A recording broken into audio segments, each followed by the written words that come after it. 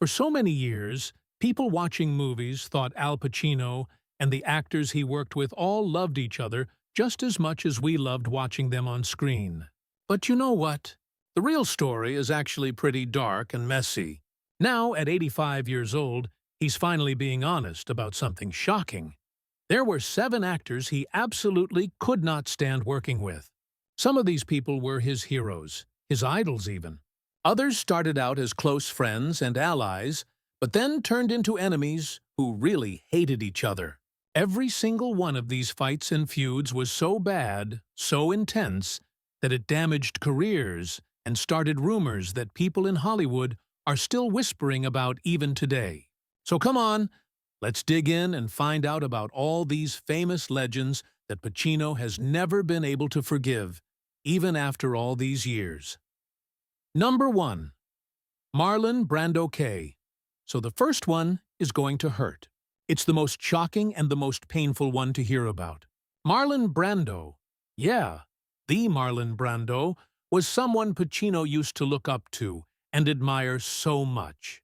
But then Brando became the person who gave him his deepest, most painful wound and heartbreak. When they were filming The Godfather together, they played father and son on camera. They were these two massive icons locked together, creating movie history that everyone still talks about. But here's the thing. When the cameras weren't rolling, when they were just regular people on set, Pacino's respect and love for Brando slowly turned cold and froze into bitter resentment and anger. You have to understand, Pacino was still young, still climbing his way up in Hollywood when Brando walked onto that set. And Brando? He brought this wild, unpredictable, totally chaotic energy with him everywhere he went. Pacino remembered it later and said, Marlon would just do things. Crazy, unexpected things.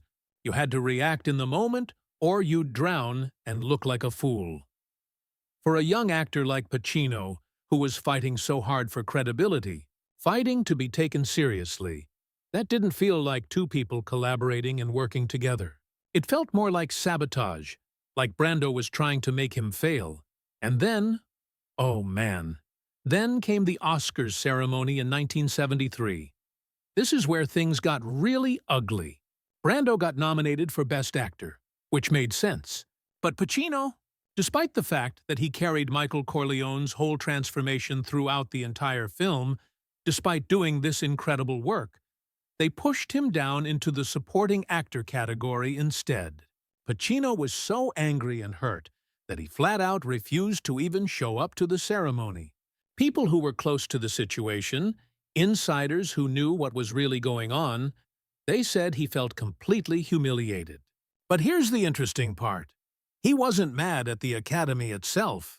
As one publicist who worked with him explained, he was angry at the whole idea that Brando was the one who carried the film, that Brando was the real star and he was just helping. That rift, that crack between them, it never ever healed. Brando basically dismissed the whole thing with silence, just completely ignored it, even when Pacino tried years and years later to bury the tension and make peace in interviews he gave to the press. They never reunited after that. They never shared another public moment together. Not once. One director who knew them both summed up the whole mess perfectly when he said, Marlon was pure chaos, just unpredictable energy. Al was all about control and discipline. They simply couldn't coexist in the same space. So what everyone thought looked like Hollywood's greatest partnership, this beautiful collaboration. In truth, it was actually a Cold War. A silent battle that left two legends forever divided and separated, never able to work together again. Number 2. Leonardo DiCaprio. So, Leonardo DiCaprio grew up absolutely idolizing Al Pacino. He studied Pacino's films over and over, watching them frame by frame, learning everything he could.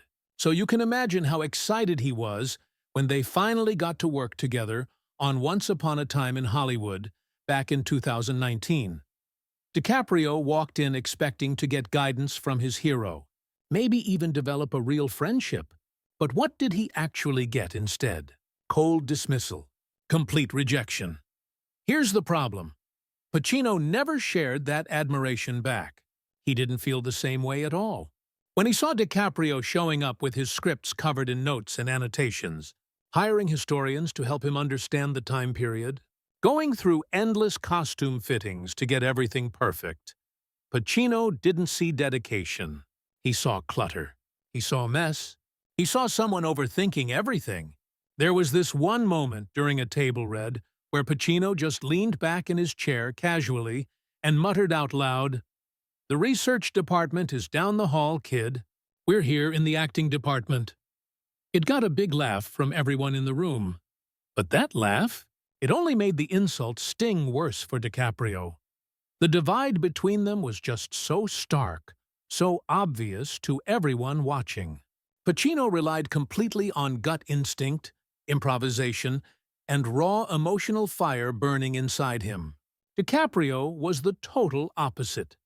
He constructed his characters brick by brick, piece by piece, like an architect carefully building a house.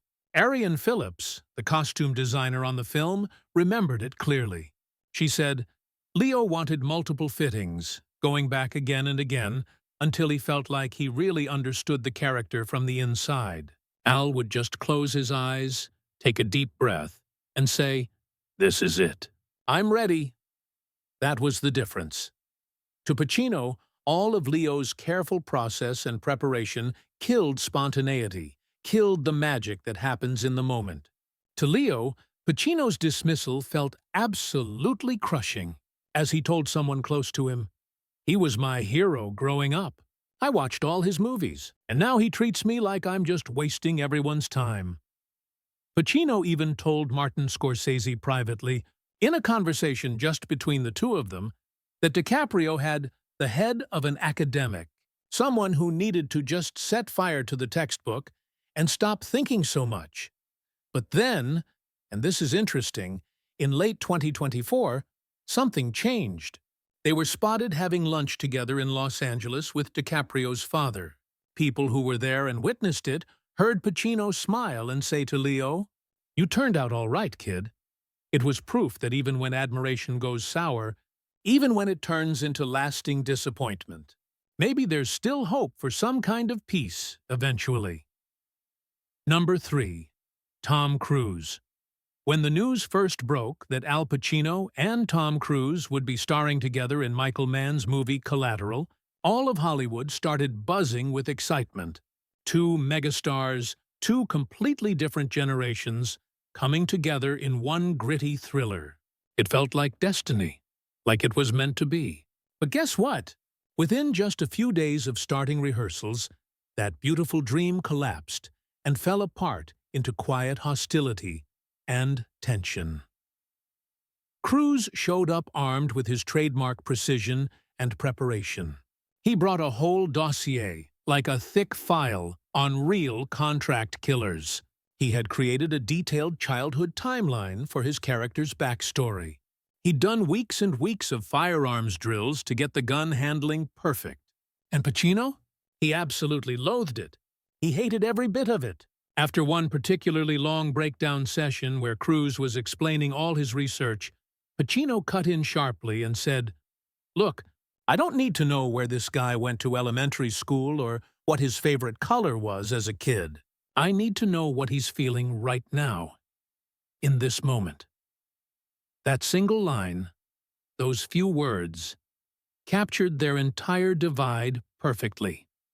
Cruise was obsessed with every tiny detail, every little fact. Pacino was chasing something completely different. Raw, messy truth that can't be planned or controlled.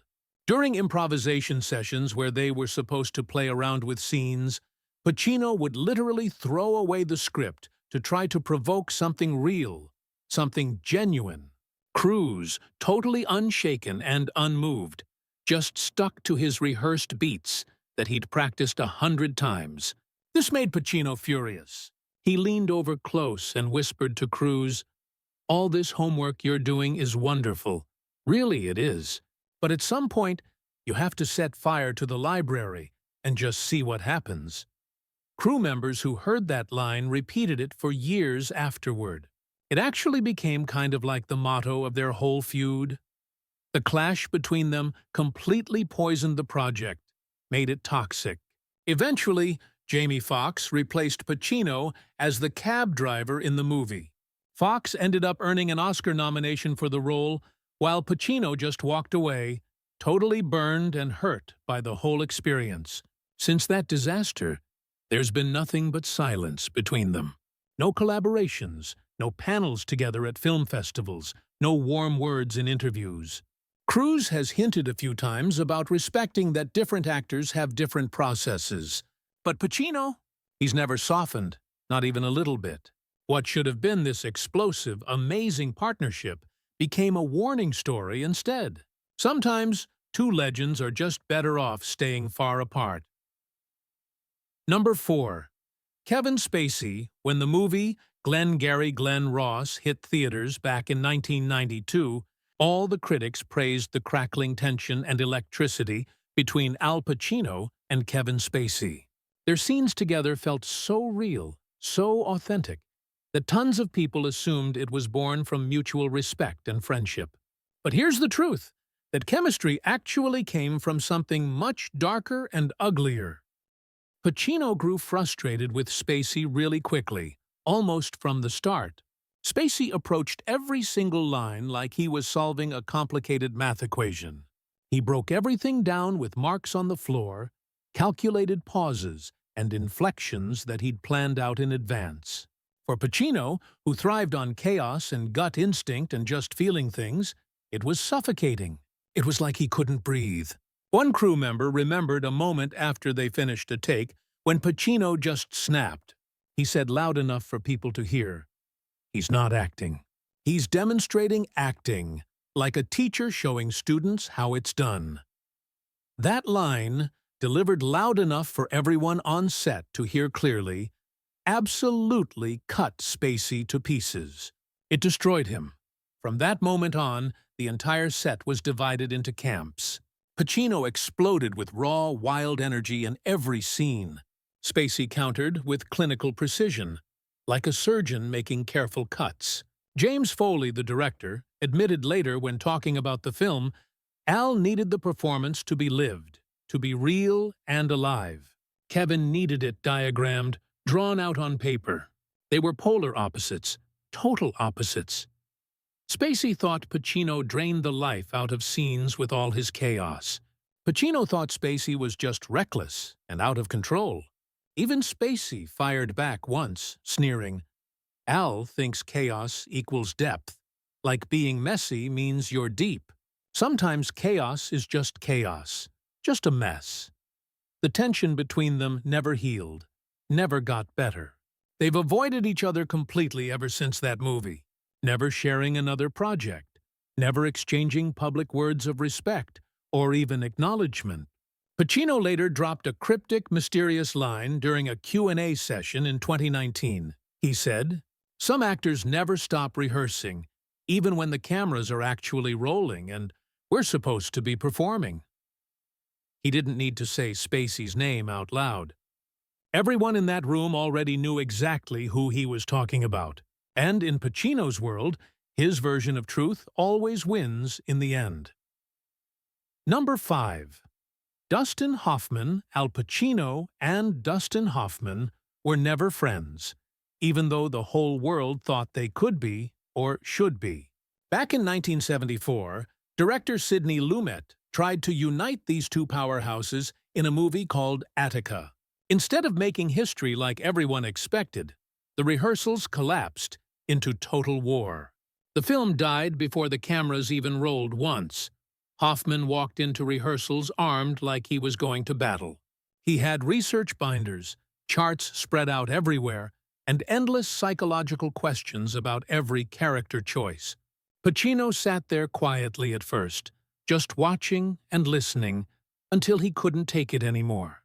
Finally, he slammed his hand down hard on the table and barked out, "We're not performing autopsies on dead bodies here. We're trying to breathe life into something. Make it alive." Crew members who were there said the whole room went completely silent. Hoffman just glared at Pacino like he had just spat directly on his entire craft, insulted everything he believed in. The feud only got deeper and worse from there. During improvisation exercises, Hoffman wanted to dissect every single motive and reason behind every choice.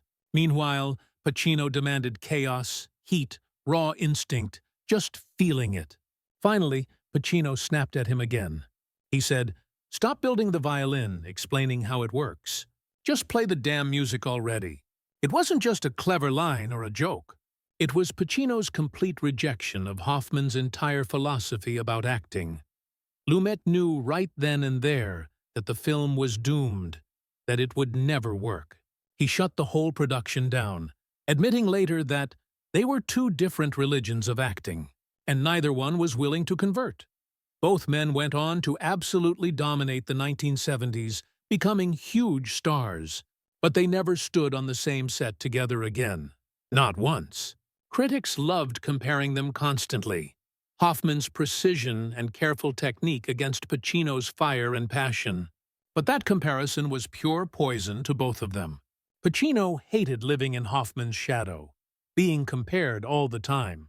Hoffman dismissed Pacino as reckless and out of control. What should have been a legendary pairing, a dream collaboration, turned into a Cold War instead. And it still lingers in Hollywood memory today. Number 6. Jared Leto. This story is wild. Al Pacino didn't even recognize Jared Leto at first. On the set of House of Gucci in 2021, Leto marched right up to him wearing full prosthetics, a balding wig, speaking in a thick accent, and greeted Pacino with this theatrical "Papa," like they were family. Pacino literally thought he was some overeager extra, just a background actor getting too excited. When someone told him it was actually Leto, the famous actor, he nearly had a heart attack right there. And the tension? It never left the set after that. For Pacino, acting has always meant discipline, craft, and truth that's born in the moment, spontaneously. Leto's process was something completely else, something alien. He stayed in character all day long, every single day. He was ad-libbing nonsense, making things up. He refused to break character even after the cameras stopped rolling and everyone else was relaxing. One afternoon, Pacino had enough. He turned to director Ridley Scott, right in front of the entire crew, and snapped, "Tell the kid the scene is over now. He can come back to reality now." The message couldn't have been more clear. Enough with the circus act. What Leto saw as sacred devotion, as him being totally committed, Pacino read as just chaos and showing off. Pacino once explained his philosophy, saying, "Acting is fighting against artificial behavior until something truthful finally emerges." In his view, Leto wasn't chasing truth at all. He was manufacturing it, faking it, creating something artificial. Behind the scenes, away from the cameras, Pacino reportedly asked to have fewer joint press appearances with Leto. At movie premieres, the two of them barely interacted, barely even looked at each other. Leto called Pacino a generous partner, later in interviews, but insiders who were really there knew better. They knew the truth. Their clash wasn't a screaming match or a big dramatic fight. It was actually colder, quieter, and more final than that. The fact that they've never worked together again, never even been in the same room since, says absolutely everything you need to know. For Pacino, Jared Leto turned acting into performance art, into a spectacle. And to Pacino, that was completely unforgivable. Number 7. Johnny Depp, the cameras, told one story when you watched the movie. Al Pacino and Johnny Depp locked together in this haunting, beautiful chemistry in Donnie Brasco from 1997. But the set, the real behind-the-scenes story? It told something completely different. Two men who could barely stand each other's methods and approaches. Pacino became Lefty Ruggiero, with pure, raw instinct, living every single line like it was being torn directly from his veins, from his soul. Depp, who was deep in his chameleon era, where he transformed completely for every role, built Donnie from the outside in instead. Quirks, accents, tiny little details stacked on top of each other. At first, Pacino tolerated it, dealt with it. Then one night, during a scene they were filming in a Brooklyn restaurant, he completely snapped. He turned directly to Depp and demanded, "Where are you right now? Seriously, where are you? Because you're not here with me in this scene." The entire set froze. Everyone stopped what they were doing. For Pacino, Depp's style felt like absence, like Depp wasn't really there. And to Pacino, absence was betrayal. The worst thing an actor could do. Producer Barry Levinson often had to step in and mediate, play peacemaker, as the tension kept mounting and getting worse. Pacino reflected on it later, being careful with his words. He said, "Some actors create characters from scratch, building them piece by piece. Others reveal themselves through the characters they play, showing who they really are." He didn't name Depp specifically, didn't point fingers. But the implication was absolutely unmistakable to everyone who heard it. Depp, for his part, laughed the whole thing off years later. At the Santa Barbara International Film Festival, he called Pacino certifiably insane in front of the audience. He even joked around, saying, "I wouldn't spend a night anywhere near his house, not if you paid me." But behind all that humor, behind the jokes and the laughing, there was real bitterness. You could feel it. They've never worked together again since Donnie Brasco. No reunions, no nostalgia tours, no remember when panels. Just silence, cold silence. On screen, watching the movie, they looked inseparable, like they were best friends. Off screen, in real life, they proved something sad but true. That sometimes great chemistry is just a very convincing lie. 7 names, 7 separate stories of rivalry, bitterness, and respect that turned to ashes and burned up. These feuds weren't just about egos or being difficult. They were about survival, about protecting what Al Pacino believed acting should really be at its core. Which of these feuds shocked you the most? Were you surprised by any of them? Drop your thoughts down in the comments below. And don't forget to like this video and subscribe for more hidden truths and secrets from Hollywood's legends.